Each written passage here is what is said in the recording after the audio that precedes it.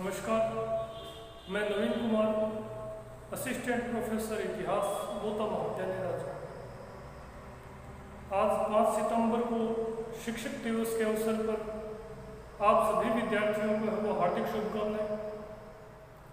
आज का जो वीडियो है उसमें हम अलाउद्दीन खिलजी के प्रारंभिक जीवन के ऊपर वो चर्चा करेंगे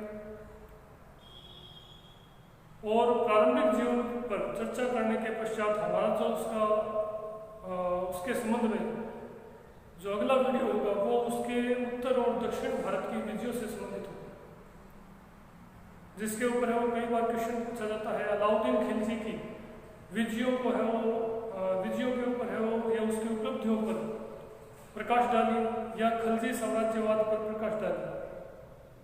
तो आज का जो हमारा टॉपिक है वो है अलाउद्दीन खिलजी का प्रारंभिक जीवन। देखिए, अलाउद्दीन खिलजी जो है वो सुल्तान जलालुद्दीन फिरोज खिलजी, जिसे खिलजी वंश का संस्थापक माना जाता है, जलालुद्दीन फिरोज खिलजी का भतीजा था। और अलाउद्दीन खिलजी के पिता का नाम है वो शिहाबुद्दीन था, या ऐसा कह सकते हैं कि अलाउद्दीन सुल्तान जलालुद्दीन फिरोज खिलजी के भाई शिहाबुद्दीन खिलजी का है वो पुत्र था। अलाउद्दीन का जन्म है वो 1266-67 ईस्वी में हुआ था। इसका पिता शिहाबुद्दीन है वो युवावस्था में ही वो मर गया था। शिहाबुद्दीन के हम कुल 4 पुत्र थे।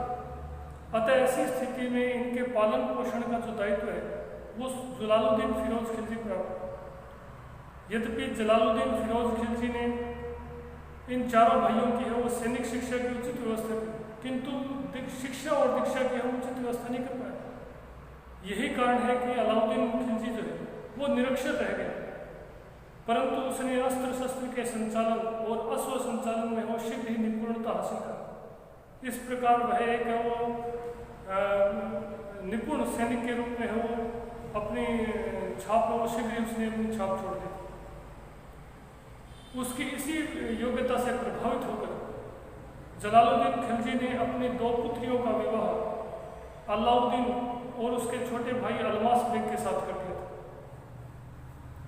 1290 ईस्वी में जो खिलजी क्रांति संपन्न हुई, उस खिलजी क्रांति में भी अलाउद्दीन खिलजी का है वो महत्वपूर्ण योगदान था। सुल्तान के पुत्र, हालांकि सुल्तान के जो पुत्र थे उन पुत्रों ने इस क्रांति में महत्वपूर्ण भूमिका निभाई, किंतु जलालुद्दीन फिरोज खिलजी का भी उसमें महत्वपूर्ण योगदान था। यही कारण है कि जलालुद्दीन फिरोज खिलजी ने सुल्तान बनने के बाद अलाउद्दीन को अमीर-ए-तुजुक की उपाधि देकर है वो सम्मानित किया। इसके बाद 1290 ईस्वी में यानी जलालुद्दीन फिरोज खिलजी के सुल्तान बनने के कुछ समय पश्चात ही सुल्तान बलबन के पूर्ववर्ती सुल्तान बलबन के भतीजे, जो कि उस समय कड़ा मानिक का सूबेदार भी था, उसने जलालुद्दीन फिरोज खिलजी के विरुद्ध विद्रोह कर दिया और सुल्तान मुगीसुद्दीन की उपाधि धारण कर खुद को स्वतंत्र घोषित कर दिया, परंतु वह पराजित होकर पकड़ा गया। और इस कड़ा मानिकपुर के संघर्ष में अलाउद्दीन खिलजी ने वो अपनी शूरवीरता का परिचय दिया था और इस शूरवीरता से प्रसन्न होकर और शहजादा अरकली खान, जो कि जलालुद्दीन फिरोज खिलजी का पुत्र था, अरकली खान की सिफारिश पर अलाउद्दीन खिलजी को कड़ा मानिकपुर का है वो सूबेदार नियुक्त किया गया। अलाउद्दीन खिलजी है वो प्रारंभ से ही अत्यधिक महत्वाकांक्षी था।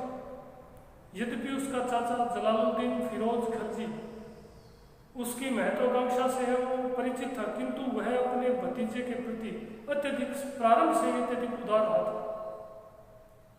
राजधानी में रहने के दौरान अलाउद्दीन खिलजी अपनी महत्वाकांक्षा को कार्य रूप कभी नहीं दे पाए, परंतु जब 1290 ईस्वी में उसे कड़ा मानिकपुर का सूबेदार बनाया गया तो वह राजधानी से दूर रहकर अपनी महत्वाकांक्षा को कार्य रूप देने में लग गया।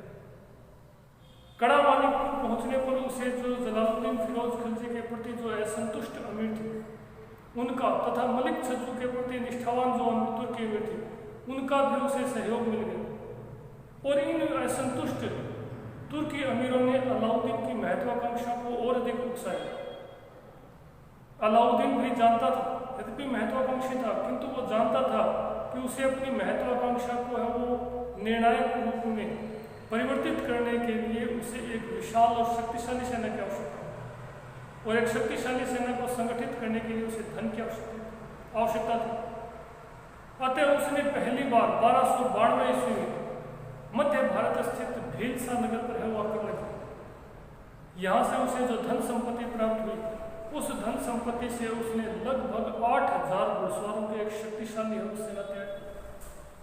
यह सेना सुल्तान जलालुद्दीन फिरोज खिलजी के प्रति निष्ठावान नहीं थी, बल्कि स्वयं अलाउद्दीन खिलजी के प्रति निष्ठावान थी, क्योंकि यह अलाउद्दीन की निजी सेना थी। और इस घटना ये जो भीलसा पर आक्रमण किया, उसका केंद्रीय नेतृत्व द्वारा कोई प्रतिक्रिया नहीं देखकर अलाउद्दीन की जो एक प्रकार से जो महत्वाकांक्षा थी, उसमें और अधिक वृद्धि हुई।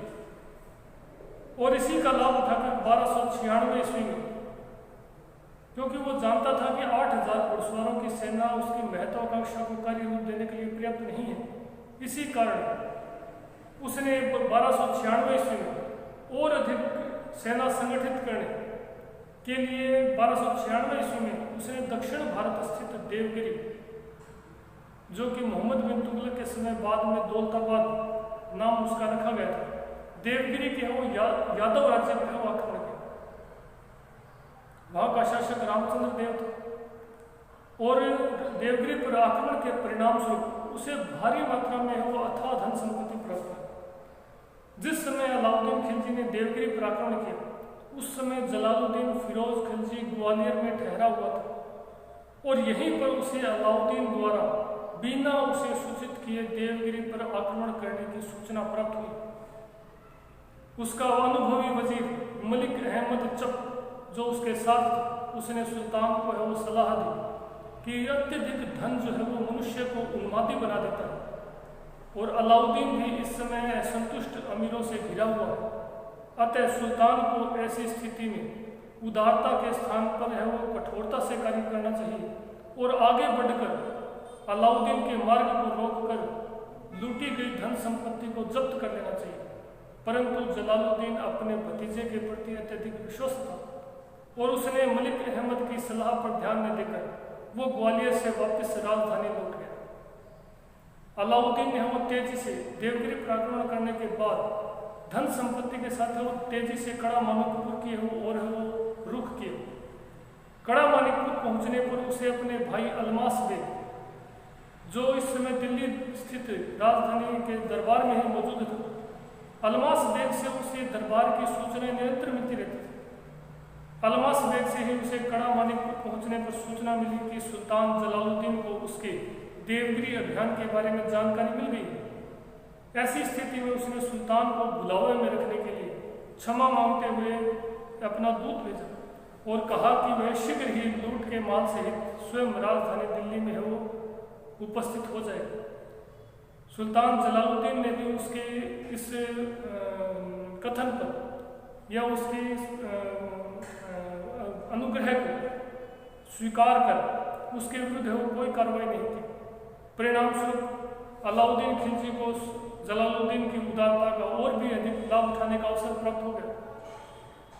कुछ समय पश्चात ही उसने सुल्तान को पुनः बुलावे में रखने के लिए उसने सुल्तान को इस बात के लिए राजी कर दिया कि सुल्तान है वो कड़ा मानिकपुर है वो आए, और जलालुद्दीन फिरोज खिलजी भी उसके बातों में आ गया।